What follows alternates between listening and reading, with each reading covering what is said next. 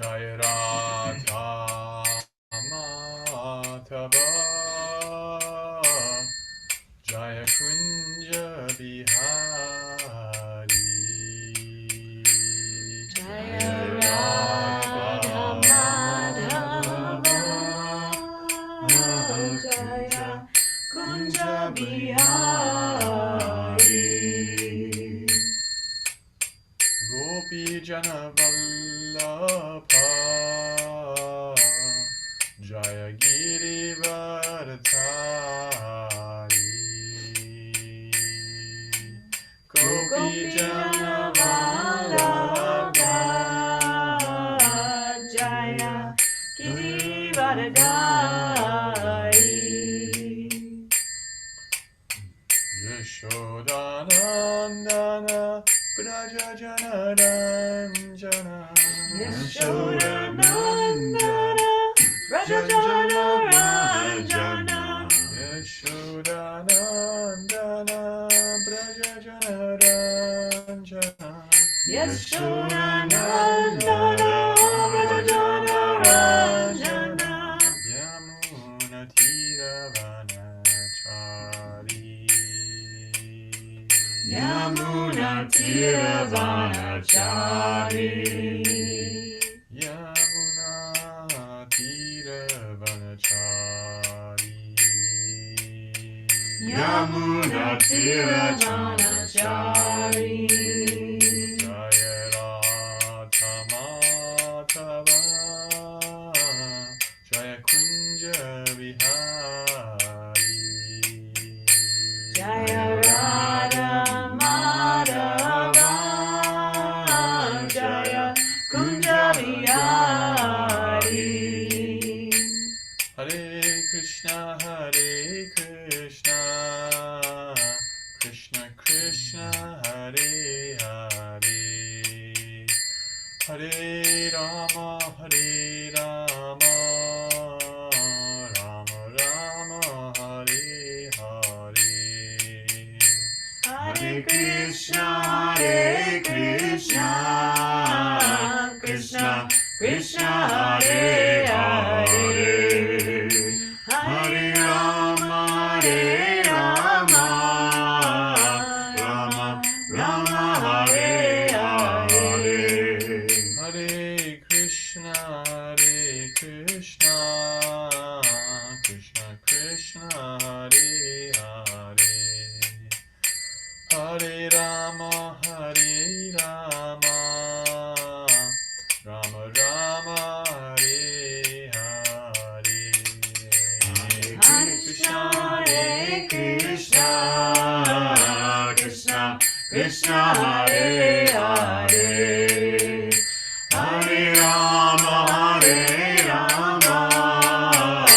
Rama Rama Hare Hare Om Namo Bhagavate Vasudevaya Om Namo Bhagavate Vasudevaya Om Namo Bhagavate Vasudevaya Om Namo Bhagavate Vasudevaya Om Namo Bhagavate Vasudevaya Om Namo Bhagavate Vasudevaya Narayanam Namaskritya Naram Chaiva Narottamam Deving Saraswating Vyasam Tato Jayam Mudiraye Nashtaprayeshva Padreshu Nityam Bhagavata Sevaya Bhagavati Uttama Shloke Bhaktir Bhavati Naishtaki Hare Krishna Srimad Bhagavatam 1 Canto 1 Chapter 2 Text 32 1 2 32 Ita Yavito Bhaknir Darishveka Svayunushu Naneva Pati Vishvatma Bhuteshu Cha Tatapma. Srila Prabhupada's translation and purport. Srila Prabhupada Ki Jai. Translation. The Lord, as Supersoul, pervades all things, just as fire permeates wood. And so he appears to be of many varieties. There's some varieties out there. The Lord as Supersoul pervades all things, just as fire permeates wood. And so he appears to be of many varieties. though he is the absolute one without a second. Srila Prabhupada's purport. Lord Vasudeva, the Supreme Personality of Godhead, by one of his plenary parts, expands himself all over the material world, and his existence can be perceived even within the atomic energy. Matter, antimatter, proton, neutron, etc., are all different effects of the Paramatma feature of the Lord. As from wood, fire can be manifested, or as butter can be churned out of milk. So also the presence of the Lord as Paramatma can be felt by the process of legitimate hearing and chanting of the transcendental subjects which are especially treated in the Vedic literatures like the Upanishads and Vedanta. Srimad Bhagavatam is the bona fide explanation of these Vedic literatures. The Lord can be realized through the oral, A-U-R-A-L, oral reception of the transcendental message, and that is the only way to experience the transcendental subjects. As fire is kindled from wood by another fire, the divine consciousness of man can similarly be kindled by another divine grace. His divine grace, the spiritual master, can kindle the spiritual fire from the wood-like living entity by imparting proper spiritual messages injected through the receptive ear. Therefore, one is required to approach the proper spiritual master with receptive ears only, and thus divine existence is gradually realized. The difference between animality and humanity lies in this process only. A human being can hear properly, whereas an animal cannot. Jai Srimad Bhagavatam ki jai. Jai. Om Jnana Timirantasya Jnananjana Shlakaya Chakshurunmilitam Yena Tasmai Shri Gurave Namaha Namo Vishnupadaya Krishna Preshaya Bhutale Srimate Bhaktivedanta Swamiti Namine Namaste Saraswate Deve Gaurvani Pracharane Nirvishesha Shunyavadi Paschatya Deshatane Vancha Kalpatarupshascha Kripa Sandhupya Evacha Patitanam Bhavanebhyo Vaishnavebhyo Namo Namaha Jaya Shri Krishna Chaitanya Prabhu Nityananda Shri Advaita Vedanta Srivasadi Gaur Bhakta Hare Krishna, Krishna Krishna, Hare Hare, Hare Rama, Rama Rama, Hare Hare. Hitahya Bhatnir Darishvika Svayunushu Naneva Bhati Vishvatma Puteshu Chetatapman. The Lord as Supersoul pervades all things, just as fire permeates wood. And so he appears to be of many varieties, although he is the absolute one without a second. Hare Krishna. Hare Krishna. So, in the last few verses, we've been hearing about the relationship between the Lord and the material world. That it comes from him, is created by his energies, but he's separate from that. The last Friday was on Balaram Purnima. So we talked about Balaram and how the super soul is an expansion of Balaram and how he pervades the world and like that. And so we're continuing in this, broad topic of the Lord's relationship with the world. And today's verse and purport has to do with how to perceive him. So he's in the world and he's in everything and everyone. What do we do about that? Like, how do we actually access him? So the analogy is given just like fire and wood, right? Fire is said to permeate wood in the verse. How? Because the potential for fire is there, right? The wood may not actually be on fire. It may not be manifesting fire from its own substance, but fire is said to contain wood. Wood is said to contain fire because all it takes is the proper circumstances and fire will manifest. You can't say fire is in water in the same way. The wood contains the potential for it. So it just needs the right circumstances. It has to get in touch with other fire. And so similarly, the Lord is there. You just like ghee or butter can be churned. It's already there. It's not manifest. And we can't see it with our eyes. Someone can say like, what's your Wi-Fi password? But what does Wi-Fi look like, right? We have a certain range of perception with our senses. And it's very narrow, actually. It's extremely narrow. The range of perceivable sound is actually significantly greater in other animals. The range of perceivable vision, too. Our resolution power is really small. The scope of different electromagnetic frequencies we can perceive with any of our senses is really, really small. But one thing we do have is we have the capacity to receive spiritual sound and access the spiritual reality through that.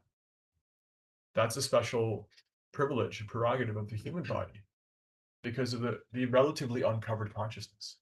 You know, if you put a human being and a bird of prey in a contest to see who has better vision, we'd lose every time.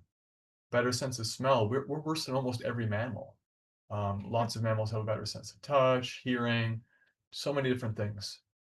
But in terms of the quality of hearing, we can actually receive spiritual knowledge. So Prabhupada talks about that in this purport. The Lord can be realized through the oral, the sonic reception of the transcendental message. And that is, he says, the only way to experience a transcendental subject. So ultimately, we're interested in experiencing. We're not just talking about something and keeping it at a distance. In bhakti, we're experiencing the topic of our discussion because it's on the absolute platform. If there's a phenomenon where we're like talking about something, but we're trying to keep it away at a distance, that's actually a manifestation of material thinking. And it's useful for certain material things. Like in the empirical sciences, if you want to understand something about the material world, you have to make sure that you control the thing you are observing. And it's not that you're observing something else. And you're not just observing your own interpretation of the thing. You have to actually separate yourself from the object of your analysis in order to understand it in a vacuum, right? And there's a certain value to that, but also it's got a certain limitation because you can never then experience the thing in its own context, right? Like, hey, here's a bunch of vitamins. We call them B1, 2, 3, 4, C, D, E, all the things, all these vitamins. And we've understood that these vitamins are actually responsible for such important functions in the human body. And that's good to know. However, what that doesn't tell you is how does the function of B12 interact with B7 and hemoglobin iron and oxygen in whatever in the human body and digested food and all the other stuff that's there and a million different things all together. You can't understand that by analysis, too complicated. You can't control for all those different things. You can only take them in isolation and say, well, in isolation, it appears that this does that. So that has some utility, but it's very narrow. But we glorify that kind of analysis. We glorify that way of thinking. And we glorify the mentality that actually I am completely separate from the thing I'm observing. And therefore I can understand it. Even though, like I said, it's got some, even within the field of sciences we claim to use it in, it's got that kind of analysis has limitations. If you're going to use that to understand the supreme, you place a very low ceiling on how much you can actually approach. And that ceiling is Brahman. And then only with great difficulty, great difficulty and austerity can one refine the intelligence sufficiently to actually witness and experience Brahman. As long as one holds on to this idea that I can experience something and understand it without being connected to it. So in Bhakti, we're not like that. We're actually saying that, what Prabhupada's saying here, as you put it, the Lord can be realized through the sonic reception of the transcendental message, and that's the only way to experience a transcendental subject. When we're chanting about Krishna, we're actually invoking him. And it's by that invocation that we're actually experiencing him. So we're not trying to observe him and see him. It's not just like when we're talking even about the philosophy, like, oh, hey, the Lord permeates everything, just like fire permeates wood. That's a very beautiful and interesting intellectual idea. And that's not a bad thing to have as an intellectual idea. However, beyond that is this experience of when you're talking about how the Lord permeates everything, trying to feel the presence of the Lord in the sound vibration of yourself talking about how the Lord permeates everything.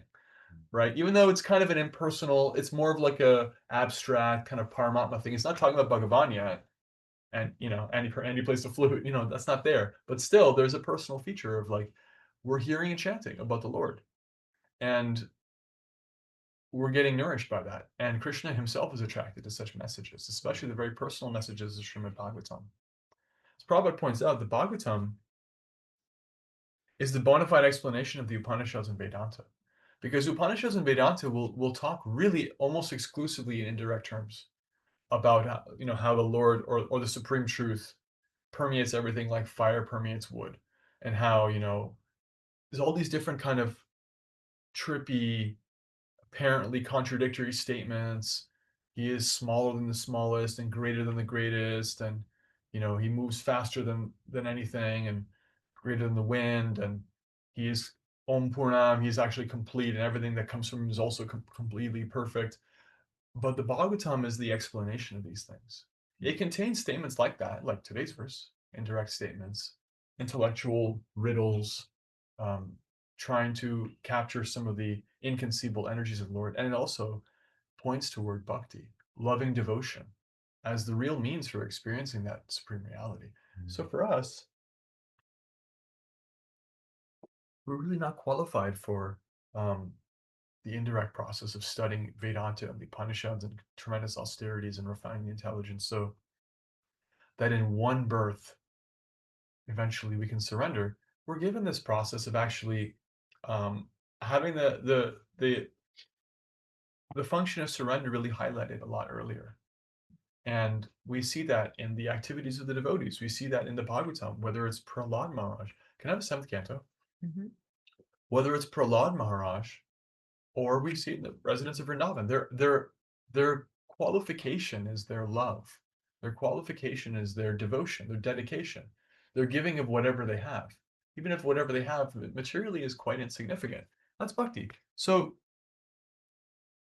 this is Bhagavatam, and Bhagavatam is very special because of that. It's such an accelerated way of learning the really refined method of connection. It goes way beyond,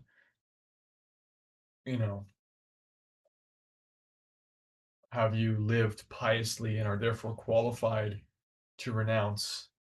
And then have you renounced properly and are you therefore qualified to go beyond duality? And then have you come to the ceiling of how far that can get you? And therefore are you qualified to surrender and invoke, the Supreme in his personal elements? Like, no, none of us really have that. Practically, we have impious lives from the beginning. We don't even have like basic dignified human conduct in so many ways. That's called yuga. And Bhagavatam, just like Lord Chaitanya, just like the Maha Mantra in the Sankirtan process, is saying it's okay. Understand directly. We're offering you direct understanding. So I'm gonna try and find a verse, which is always an adventure. But I think it's spoken by Prahlad Maharaj. He says, I believe he says it to his classmates in Canto 7, Chapter 6. And if I don't find it in the next 7 seconds, I'll just paraphrase it. But he says that just like somebody, oh, you know what? It's not this, it's in 7-9, which is a longer chapter, and I'm not going to look for it. But no, it's okay. Don't worry about it. In 7-9, there's beautiful prayers by Prahlad Maharaj. I could also be wrong, but I'm pretty sure it's there. He says, just like somebody who is skilled in the science of geology, they can understand the presence of gold or jewels or different things in earth by studying the symptoms of it, right? Like if you study geology, you can be like, yeah, there's sedimentary rock here, and there's this and there's that, and actually there's evidence that there's water under the ground, and there's maybe like a crystal of quartz or whatever, or gold or what have you. They've understood that science. So similarly, he says somebody who studies the spiritual science can actually understand the symptoms that demonstrate that the presence of the divine is within themselves and within everybody else, right? So it's he's there and he's not there. You actually have to qualify yourself to understand. Just like if you want to understand any science, you have to actually study from somebody who understands that science. And you can't show up and be like, well, I don't think geology works like that. It's like, no. You have to be attentive and you have to be humble. You have to open up your ears. And then you can become qualified to be a geologist. Anybody can become qualified. These are all just, in fact, arguably, the spiritual science is more universal than any other science because not everybody can become a geologist. So not everybody has the right kind of brain for it. Not everybody can be a farmer or a business person or an athlete or a leader of people or a philosopher. Those are all specific ways of thinking, but everybody can become a spiritual philosopher, a spiritual realized person because we all have that capacity. And all it takes is that fundamental hearing process and that humility, which Prabhupada also then highlights when he talks about, just like this verse is saying, there's the potential for fire and wood, and all you need is you have to put other fire in touch with it, and then the wood itself becomes ignited. Similarly, the living entity is like wood, dull, right? The previous verse said that, wood, smoke, and fire are all manifestations of the same thing, but fire is best because heat and light, right? You can do Vedic sacrifice. So similarly, in this analogy that the verse or Prabhupada's using is that the living entities are like wood. We can start out very dull, where there's the potential for great things within us, but it's like just like hollow, dull, very like not awake, tamasic. But by the introduction of higher elements, our own higher elements become manifest. We start to realize, oh, I'm deeper than this. And not only am I deeper, I'm actually a divine spark, and I can begin to witness the presence of the divine within myself and within others. And that's just like a torch has to be lit by another torch, fire is passed. That's a process of actually coming to light from darkness. And the potential was always there. We're not actually created in that. It's not that we become a devotee. We weren't one before. It's like we were asleep when we become awake. But that is a very important relationship. And so that's highlighted here. Prabhupada goes out of his way to talk about the relationship within the spiritual master. He says the divine consciousness of humanity can be kindled by another divine grace. Right? The consciousness is already divine. But it requires somebody who, then he puts it in capitals, his divine grace, the spiritual master, can rekindle the fire from the wood-like living entity by imparting proper spiritual messages. Then you can realize yourself. The Upanishads say, tamasima jyotirgama, do not reside in darkness, go towards light. This is actually an aphorism in the Upanishads, and it's the basic idea. That's what the spiritual master is saying. You're meant for better things. Don't waste your time. You're not actually these dull, wood-like, hollow, empty, external, shallow things that you think you are, and you think life is. You're actually much greater. And if you listen, I can show you. That's actually the message of the spiritual master. That's the mood of the spiritual master. And the mood of the receiver, Prabhupada says, can rekindle the spiritual fire from the wood-like living entity by imparting proper spiritual messages injected through the receptive ear. Therefore, one is required to approach the proper spiritual master with receptive ears only. That's the only qualification. The qualification isn't that you have money. Qualification is that you belong to the right family. So this is like a very important detail. There are no chosen people. There is no bloodline that qualifies or disqualifies you.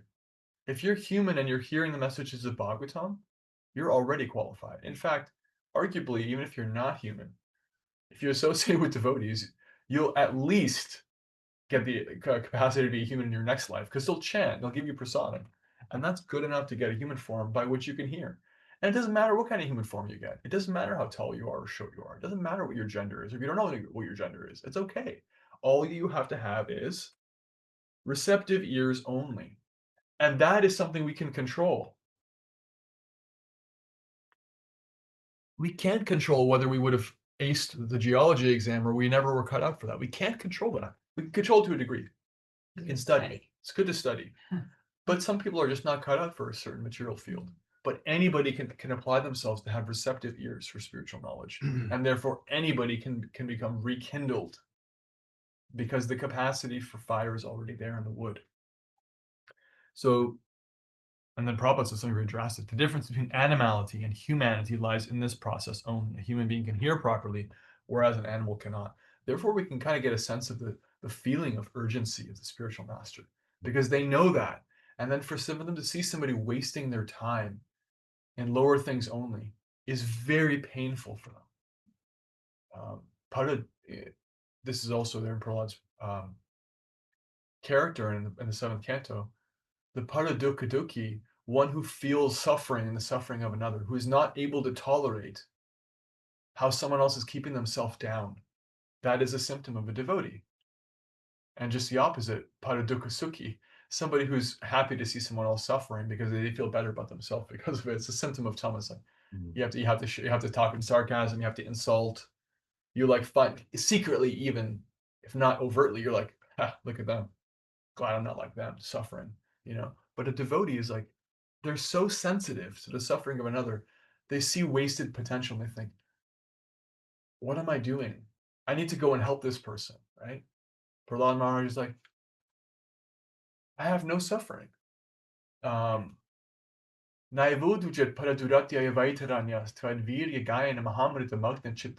have no suffering of my own, he says. I am repeatedly being submerged over and over again in the ocean of your glories. Shochetatu vimukachetasa indriyata maya sukhaya param udvahato vimutan. But shoche, I feel shocha, I feel sadness, I feel lamentation for one thing only, for the way that other people are actually like, because of bewilderment, because of really foolish choices and misfortune, they're accepting a false burden, the Buddha. They're accepting the false burden of Maya. For them, I feel bad. And then therefore he says, I would rather just be in the city with everybody, all the people, instead of the mountains and solitary place, because then I could do the most good, because I can't tolerate how they're suffering. It's a symptom of the spiritual master. It's a symptom of an advanced devotee. It's a symptom of the persons to whom we owe our loyalty and allegiance and appreciation, because it's that receptive hearing to somebody like that who goes out of their way, who has nothing to gain personally, but goes out of their way to extend that you also have a birthright. You also, can come to light, come to brightness, and realize that you're a spiritual being and you're eternal and you have a capacity for this beautiful relationship with Krishna. And they're patient and tolerant so that we can actually hear from them and eventually come to realize that ourselves. So we talked about this wood fire analogy, talked about the essence of the Vedic literatures is the realization of bhakti and the personal form of the Lord. Bhagavatam exemplifies that. Bhagavatam is like the greatest example of that in Shastra. We talked about the rekindling of our natural capacity by the spiritual master, and how our qualification for becoming rekindled is just through receptive ears. And so here, the hearing process also talks about how the hearing process is not just an intellectual thing. It includes that. That's a good thing. But it extends to really just like personally invoking the Lord. And so when we're hearing and chanting Bhagavatam or Kirtan or Japa, we're invited to actually sink into this experience of I'm with the Lord and he's here with me. And again, the Japa affirmation, this always happens.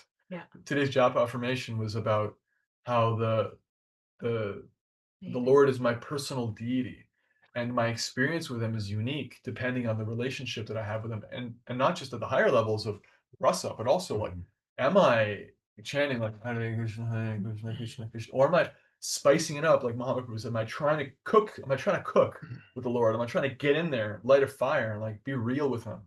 And because that relationship will invoke a different kind of Krishna than the distracted relationship of chanting. So there is a way in which like we're called to be very personal in our hearing and chanting, because that process of hearing and chanting, although it appears to be just like sound, actually is a divine gateway that Krishna is ready to walk through.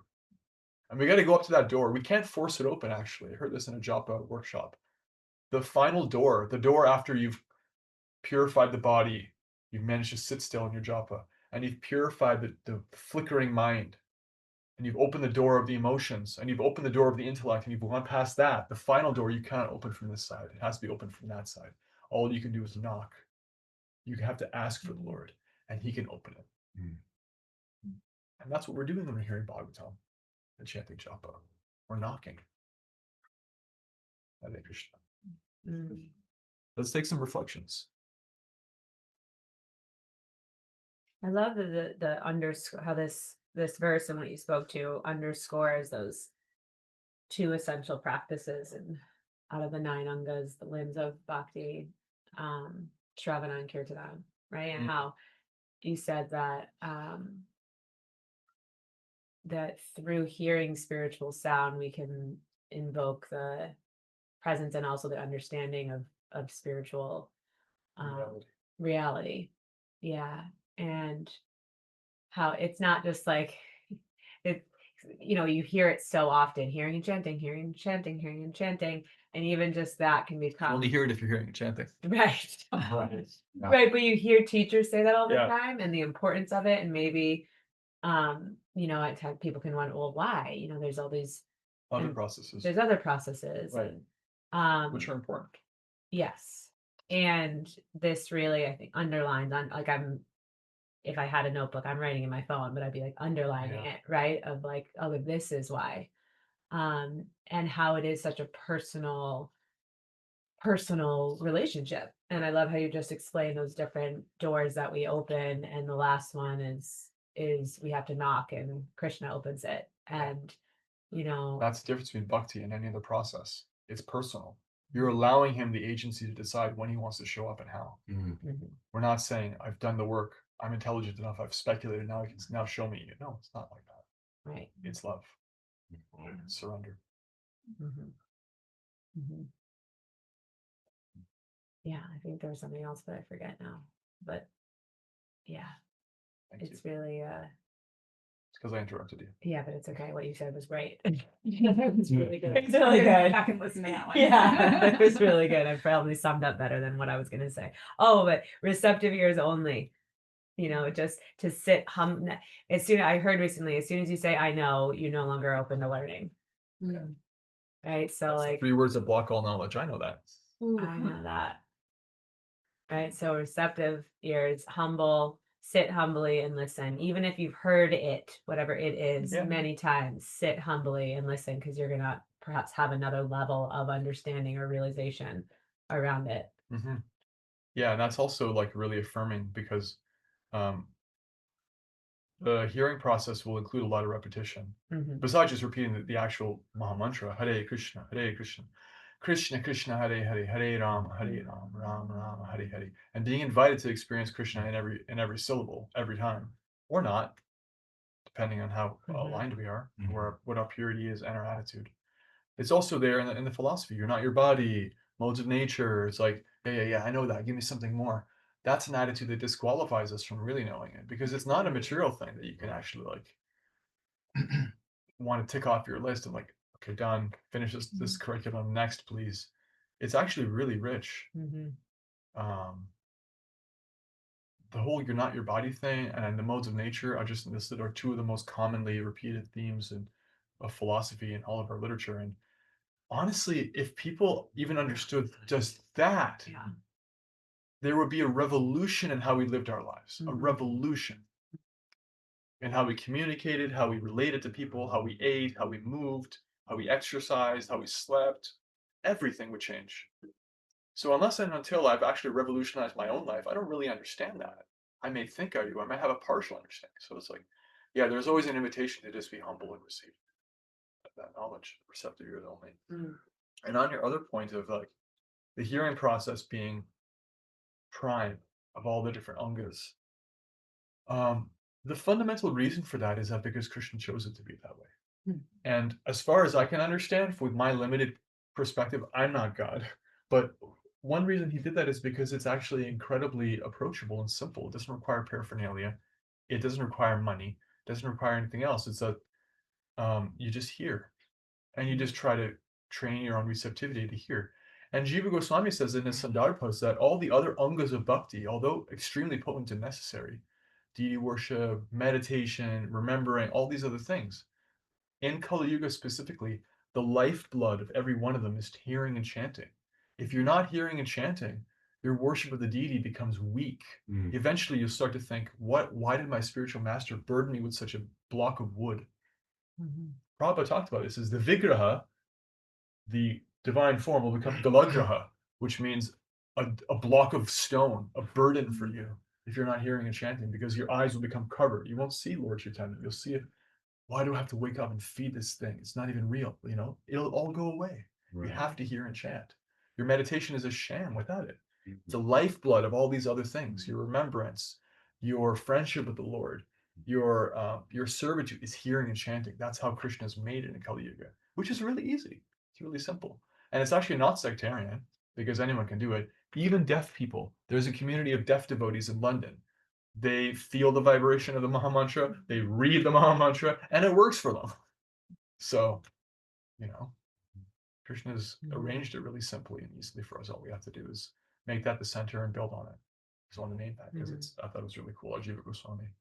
Right. Point that out. Other reflections, comments, or questions?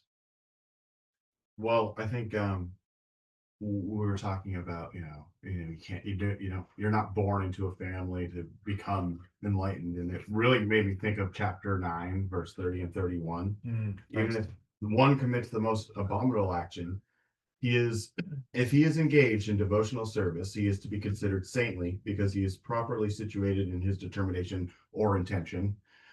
He quickly becomes righteous and attains lasting peace. O son of Kunti, declare boldly that my devotee never perishes. Yeah, the next verse also says that whether you're born of a woman family or Vaishya family, a Shudra family, or anything else, you're qualified for bhakti. What to speak of Brahmins and Kshatriyas, it makes no difference. So when you were saying that, it's like we aren't qualified, especially in this age, and trying to acquire self-realization through knowledge is just not possible. Well, lives are too short. You're lucky to get 80, 90 years out of a body like this.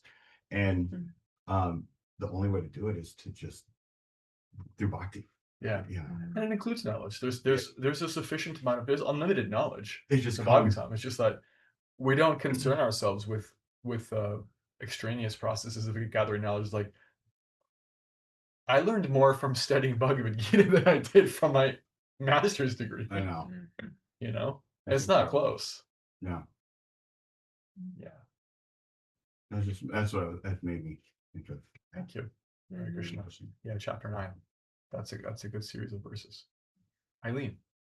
So Rukmini talked last week about the rag analogy and saturating that rag with bhakti. And so when I thought about the wood analogy, it's almost like, so are you saturating the wood with Maya, which would be like water? So when the fire is put to it, it doesn't catch.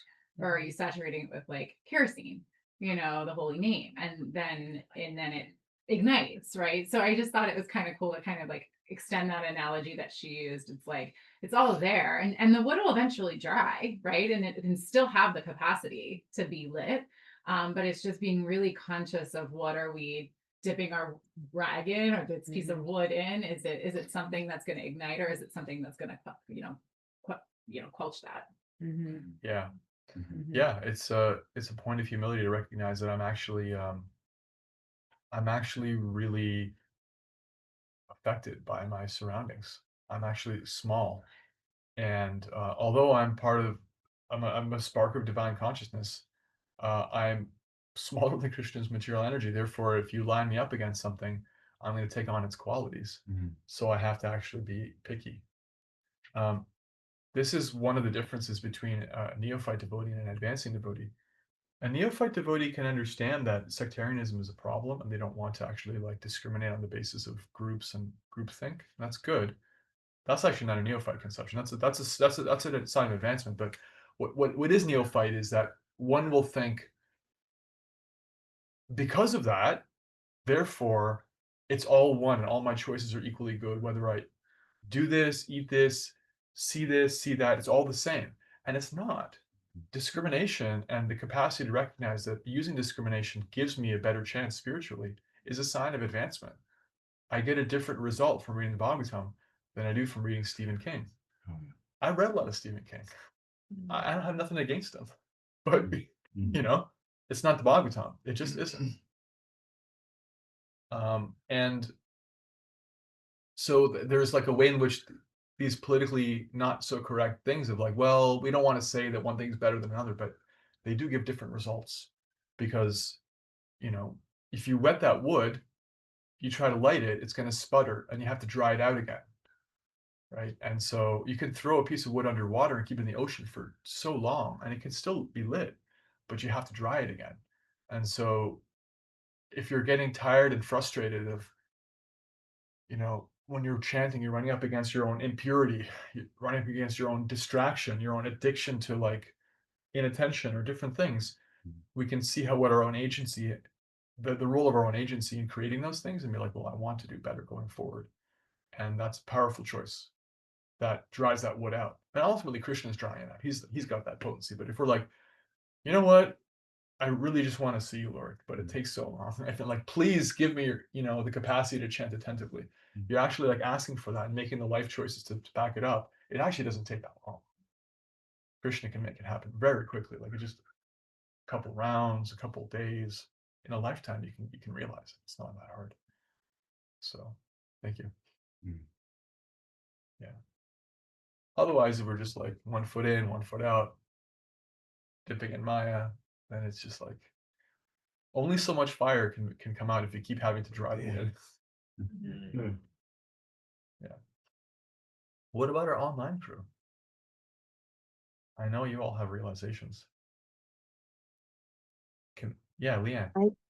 I do. I mean, I have a lot, but I did also really like the analogy of the wood and the fire.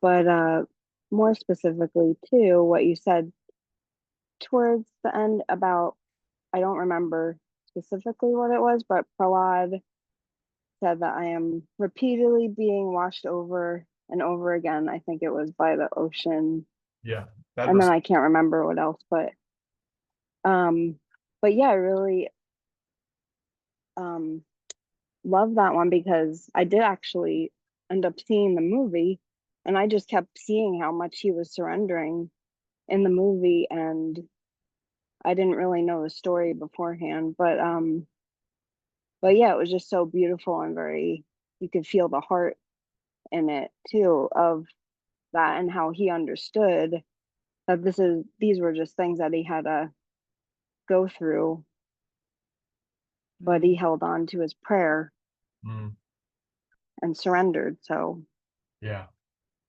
Yeah, the devotee the movie was made inspired by Srila Prabhupada. At the beginning it says this work was inspired by the purports and writings of His Divine Grace A.C. Bhaktivedanta Swami Srila Prabhupada. These are ancient stories, but they come from the Srimad Bhagavatam. So don't know if the filmmakers are like practicing devotees per se, but they were pious and they had faith that this is actually like not just a story. And they presented it that way, and devotees have been appreciating it. This nursing aid movie. The verse that I was quoting was 7:943 about how the actual translation is, "O best of the great personalities, I am not at all afraid of material existence, for wherever I stay, I'm fully absorbed in thoughts of your glories and activities. My concern is only for the fools and rascals who are making elaborate plans for material happiness and in maintaining their families, societies, and countries. I am simply concerned with love for them." Mm. Fools and rascals. Bhaktisiddhanta was fond of those terms. Fool and rascal means a fool is somebody who believes that they are just matter, and a rascal is somebody who tries to convince someone else of that so they can profit materially. Yeah. That's the definition of fool and rascal. Thank you. thank you. Any other reflections? Tracy has one. Well, good. I think I've been thinking about the last time we did Harinam at Oakledge, and I feel like bhakti is something that, right, the door will open when people are ready to receive, but the way that bhakti has taught me about love and what love like really truly is, I feel like, we say bhakti is love and devotion, but it's a love that we don't necessarily understand until we really get into chanting and hearing. And it's so like deep, it's such a deep feeling that I don't know how to explain that to people. And when I explain bhakti like to my family or, you know, coworkers or whatever, you know, I just say it's just a feeling. It's something that's so innate inside of you that it's hard to explain. And when you experience it, then you're like, oh, now I get it. Right. Yeah. And that experience in itself is so unique to each person. Just like, you know, we all have our own personal deity in essence, like when we're chanting japa. And that's so special because I mean, I feel like the way that we're conditioned as, you know, as we age or grow up, you know, what the way that we understand love is very different than what bhakti offers and how it's explained. And I think that's what this kind of chapter reminded me of, is that, you know, everyone has an innate ability to understand things, but it depends on the context or the capacity to which you're ready to experience it. Yeah. Yeah, this experiential learning is really powerful. I learned about that when I studied like teaching. There's like didactic teaching where you talk about something, and there's reflective teaching where we do it all the time, but like it's like reflections, comments, and questions. Like we all get a chance to kind of share back. Experiential teaching is like, imagine I took you all out to a field and I like actually lit a piece of wood and you all did the same, and we witnessed what happens. And then I tried to do it with wet wood, you know, and then I gave the class. Right? That would be very potent. So the experience of bhakti is in the heart, and it's a beautiful thing because then when you start to experience something that you know wasn't created artificially, doesn't belong to an external structure or someone else's belief system or another language or someone else's intention or money or class or age or any other context. It's like it was always there in me. It's part of who I am. In fact, you become more and more convinced it's the real part. It's the best part of who I am. Then you start to trust it because it's not sectarian. It's actually essential dharma. It's not temporary dharma. Nobody's trying to control me. There's no religious external process here. This is the religion of the soul.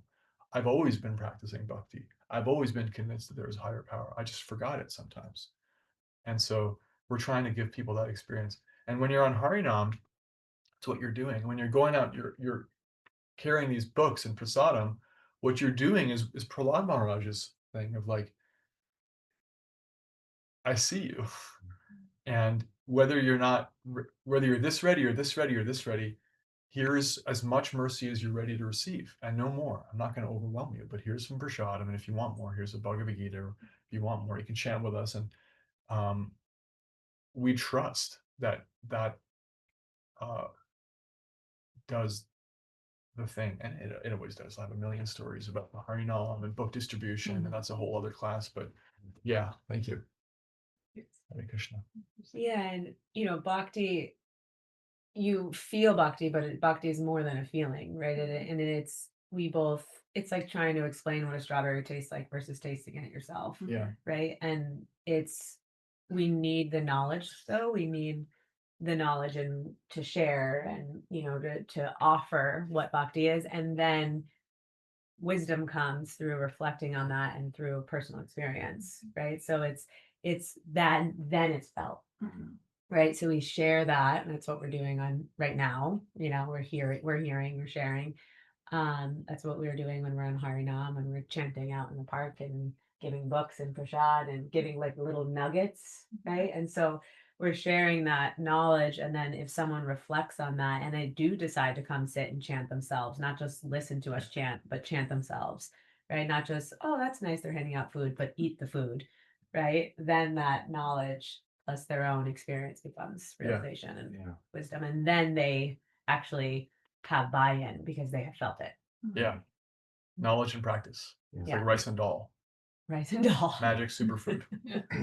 For You have to it's like the collaboration. Collaboration of devotees is the synergetic 1 + 1 = 3 or 1 + 1 = 4. Yeah, Yeah. you go beyond what you can I do on wanna your own. Right. The knowledge is necessary and the practice is Right. necessary. And then if you put them together, they inform each other. You know, our service to the holy name informs my capacity and desire to keep serving it and to help other people to serve it. And by helping other people and doing outreach and associating with devotees, then I become qualified to go deeper and like that. It's a synergistic process. So this is a little far out there, but as you were talking and as you were reflecting in your share, it's almost like the Wizard of Oz, right? At the end of Wizard of Oz, Glinda the Good Witch is like, it was there all along. You just had to go through the flying monkeys and the witches and feeling disassociated, and you're kind of doing all these things. And at the very end, it's like, yeah, it was there all along, but like you have to go through this stuff and you have to be aware, and then you have to find the love, because at the end of the day, Wizard of Oz was all about love. And so it was like recognizing that that was the thing that, you know, eventually like she was looking for, and it was always there. Mm-hmm. Yeah. Mm-hmm. Thank you. Yeah. Yeah. Okay. Srimad Bhagavatam Ki Jai. Jai. Srila Prabhupada Ki Jai. Jai. Now let's offer our respectful obeisances unto all the Vaishnava devotees of the Lord, who are just like desire trees, can fulfill the desires of everyone, and are full of compassion for the following conditions. Souls, Vansha Kalpatarupyascha, Kripasutubhyevacha, Patitanam Bhavanebhyo Vaishnavebhyo Namaha. Hare Krishna. Thanks to the YouTube crew, the online crew, and to Prahlad Maharaj. Mm-hmm.